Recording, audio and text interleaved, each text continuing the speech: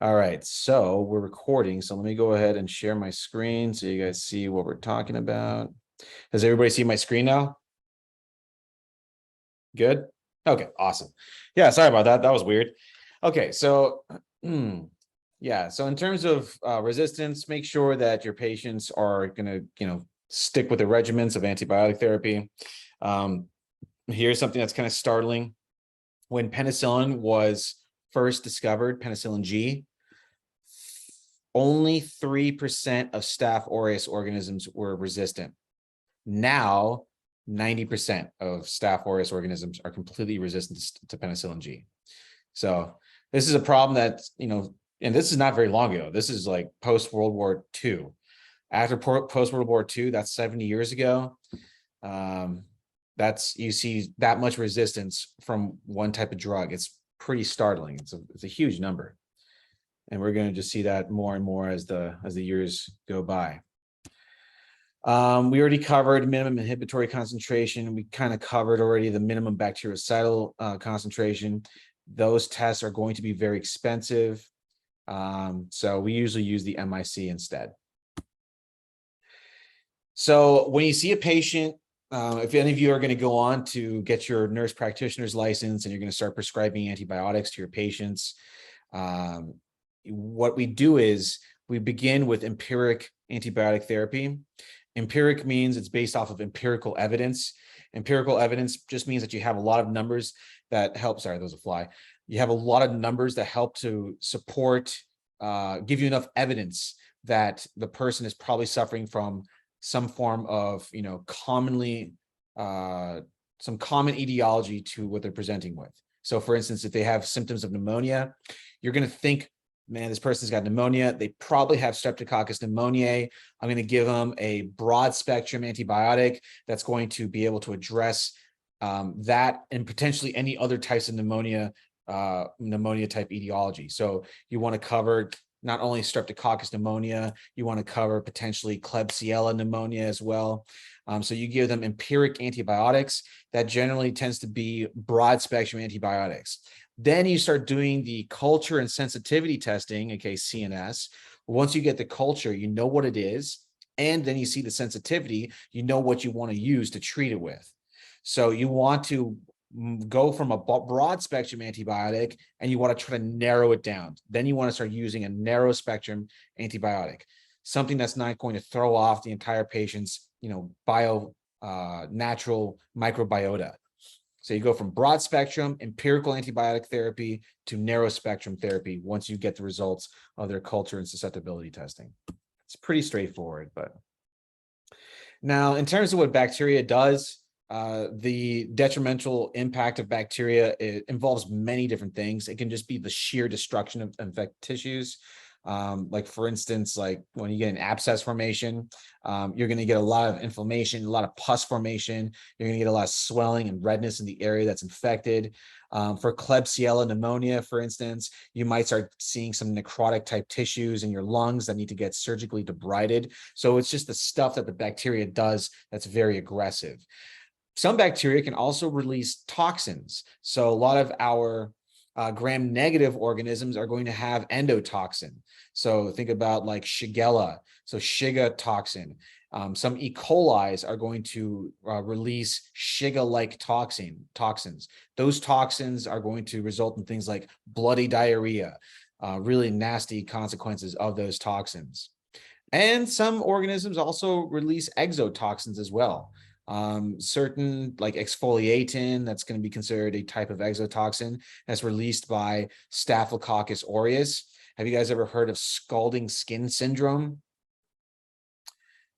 It looks like burning. It looks like burnt skin, like the epithelial layer starts separating from the dermis, and then it's called scalding skin syndrome because it looks like a burn. You start like the skin starts falling off. That's due to exfoliatin. It's one of those nasty exotoxins released by certain strands of Staphylococcus aureus. Lots of bacteria have different types of toxins. I'm not going to make you remember every single one of them, but just know that these are some of the ways that bacteria cause their damage. Now, the signs and symptoms of infection, bacterial infection, are going to be the patient's going to be febrile, so they're going to have a high fever. They're going to have swelling, perhaps edema. They're going to have pain. They're going to have tachycardia, aka accelerated heart rate, tachypnea, rapid breathing, and sometimes, depending on what the organism is, they might also have really foul-smelling, lesion. A lot of our anaerobic organisms are really, really stinky. They smell terrible. And then, of course, the treatment, the main way to treat them is with antibiotics. A lot of these antibiotics specifically target, different aspects of the bacterial. Do you guys remember the ribosome type that's in bacteria versus eukaryotic organisms? You guys remember off the top of your head the number? 70S ribosome. Eukaryotes, we have as 80S ribosome. So if you use like an aminoglycoside, for instance, or tetracycline, these type of macrolides, these type of drugs are specifically targeting the 70S subunit. So it has zero effect on us, right? It's not affecting our ribosome. You can also use beta lactams that are going to be inhibiting the synthesis of the peptidoglycan cell wall. So all these different aspects are going to be affecting specific aspects of the bacteria. Fluoroquinolones like ciprofloxacin, that's going to inhibit topoisomerase in the DNA replication process. Cool. So let's see here. In terms of the classes of antibiotics, there's several different types. There's going to be antibiotics that 100% kill the bacteria. Those are called bactericidal compounds. There's bacteriostatic type antibiotics. They prevent the ability for the bacteria to multiply and grow. So in other words, if you had like a growth curve that looks like this, and then once you give them a bacteriostatic or compound, it will stop growing. But as soon as you stop the antibiotic, then they'll start growing again. Okay, so that's a bacteriostatic. What bacteriostatic compounds do, it allows for the body's immune system or mechanical system to remove the bacteria. So it's either the white blood cells killing the bacteria, or for instance, with like certain UTI medications, you're able to just flush it out through normal urination. Those are what bacteriostatic drugs do. Broad spectrum versus narrow spectrum, we sort of talked about that. Broad spectrum affects a multitude of different types of bacteria. Narrow spectrum will only affect certain types of bacteria. And then you have drugs that can target specifically anaerobic type infections versus aerobic. And then you have those medications that can affect superbacteria. So linezolid is one, vancomycin is one. So these drugs that are really good at affecting those really hard to treat bacterial infections. So in summary, the way we name our bacteria is with genus and species. Remember, you have first letter of the genus is going to be cap locks. First letter of the species is going to be lowercase.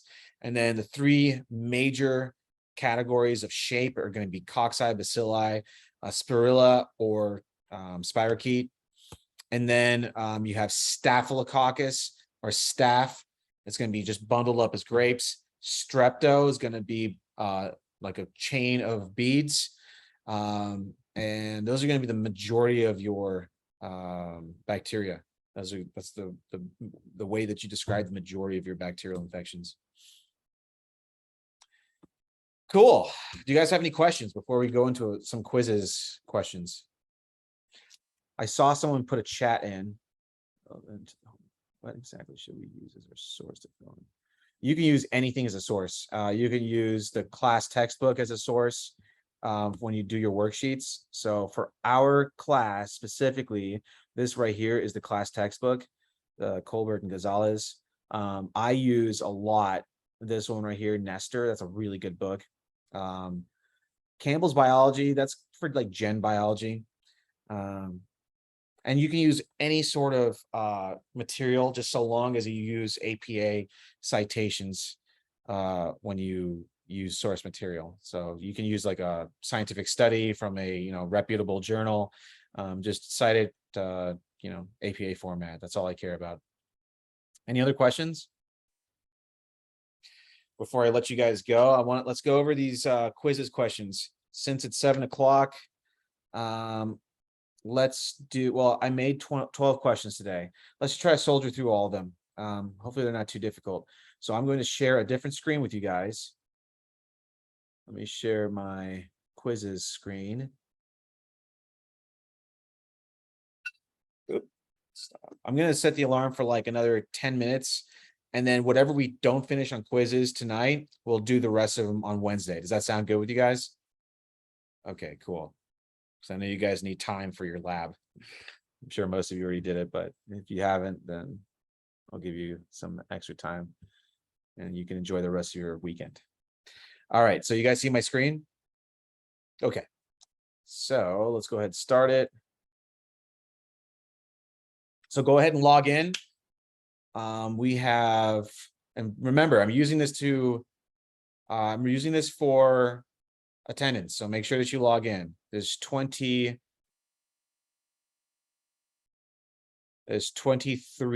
of you guys. So once we get to 23, then we can begin.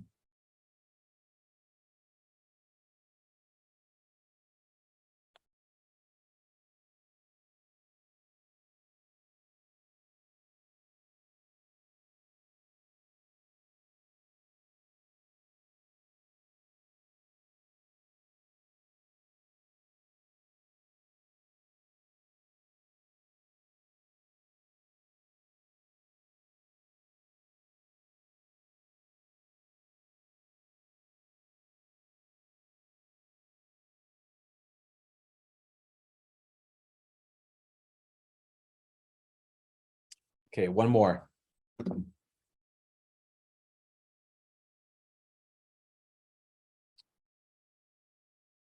I think.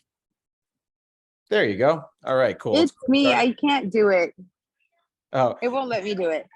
but let's say we got 23. Are you sure it didn't let you in? Because it says we have 23. Let me check. It shows I think so.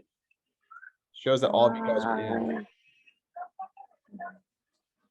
Well, just type your name in the message box so I can make note of it. Otherwise, Okay. we're gonna go ahead and start.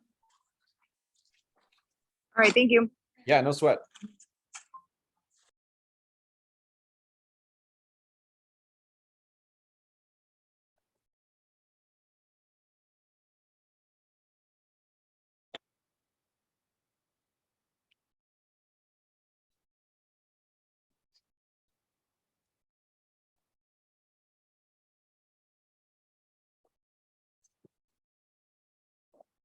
It's funny, it's not playing the music. I kind of like the music, gives some suspense to it.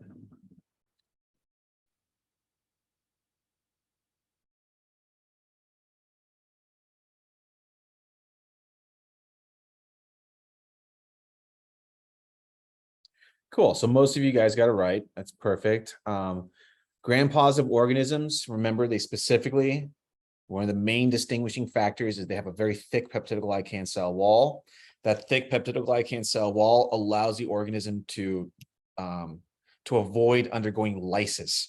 If they didn't have that cell wall, they would explode due to osmotic pressures. Water would enter into their cell and then they would burst. That's why when you use like a beta-lactam, like a penicillin type drug, it's going to prevent the synthesis. So that's a peptidoglycan wall. As it divides, now the organism ruptures. So it can no longer grow. So cool. Good job. Next.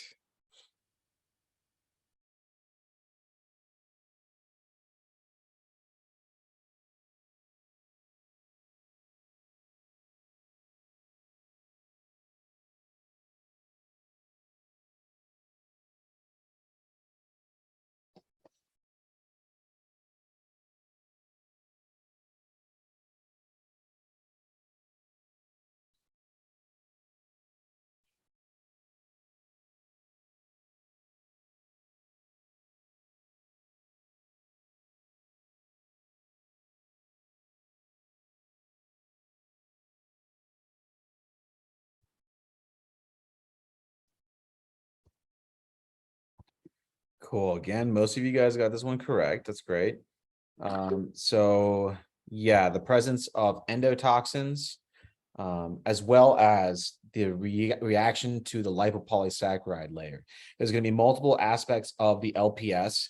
So if you remember the A protein that allows it to anchor itself into the outer layer, out of the outer membrane. That's going to be something that can result in an immunological reaction. The O antigen can also result in an immunological reaction. So gram-negative organisms are going to be very aggressive. They're going to be very virulent just because they're toxic, like more toxic than gram-positive organisms. That's not to say that gram-positive organisms can't be really aggressive. They can, especially like Staph aureus that can produce things like exfoliatin. What else? Yeah, there's a bunch of other different exotoxins that are produced by some gram positives that make them very aggressive too. But for gram negatives, by and large, it's because of the LPS as well as endotoxin formation.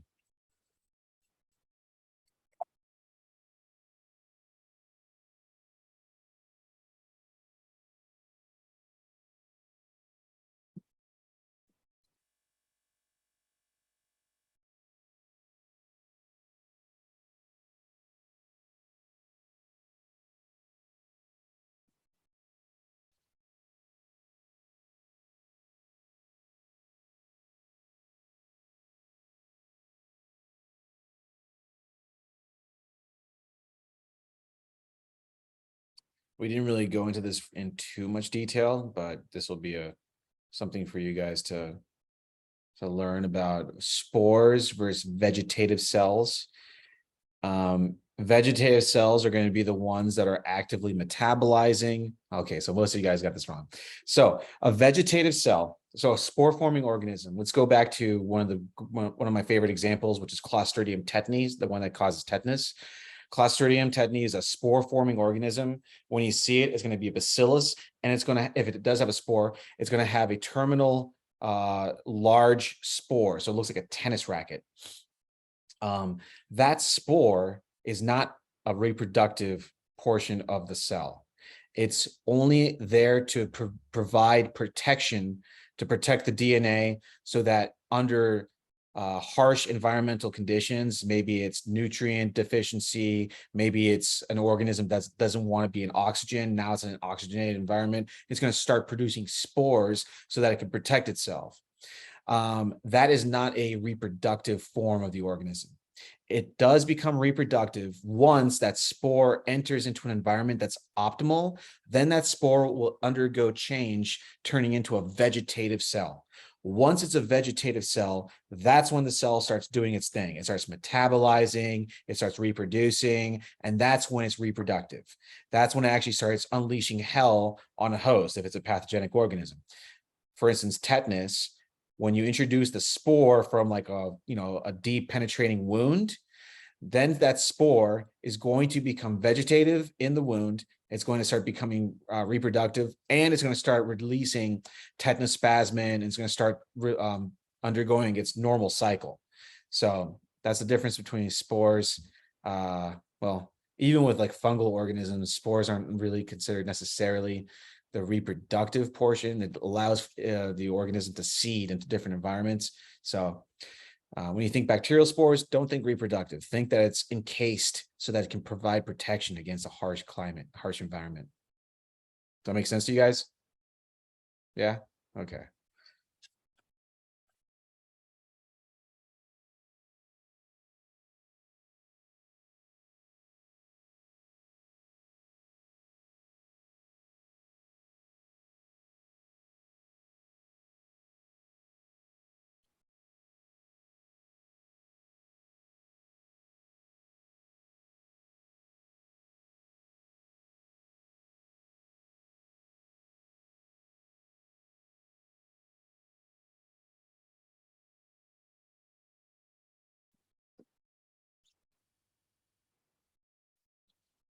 All right, let's see.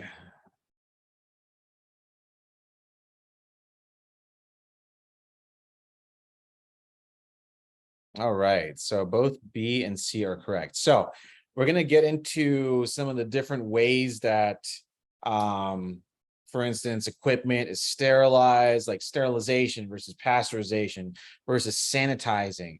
If you sanitize something, you're not sterilizing it completely. There's still going to be stuff growing on there. If you sterilize it through like an autoclave, for instance, then you basically killed everything that's in there, including hopefully prions, which are non-living organisms or non-living compounds that can cause disease. With spores, the biggest concern with spores is that a lot of chemicals and a lot of chemicals don't kill spores. Spores are really resilient. They're resilient to harsh temperatures, high pressure. When you do an autoclave of surgical equipment, when you're autoclaving equipment, you have to bring it to a high temperature for a very long period of time under a lot of pressure. And so if you do that for enough time, then you can wipe out those spores. Otherwise, the spores can survive and they're very difficult to kill. And on top of that, spores are also going to survive for a very long time in the environment. Some of these spores can live up to 100 years out in the environment. So they're of great concern because of that. So with that, we can continue on the next 8 questions on Tuesday. We can start our Wednesday. We can start a Wednesday class with the rest of these questions if you guys want. Would you guys want to do that? Does that sound good? So you guys can stop and do your lab tonight? Yeah. Okay, cool. That was sort of a leading question. I was like, you guys want to do that, right? I'll see you guys on Wednesday then. Awesome. Cool. Yes. All right. If you guys have any questions, feel free to shoot me a message on Canvas.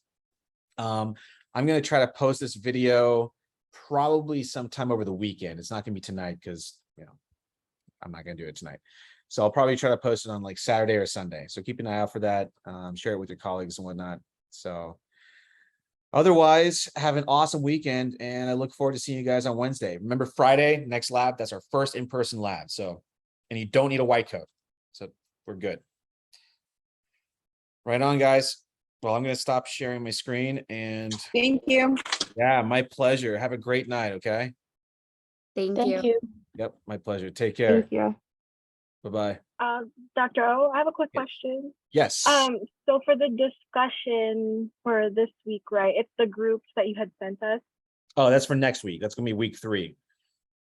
for next, what week? Oh yeah, we're week 2. Okay. Yeah. It's going to be for And next then- week. Yeah.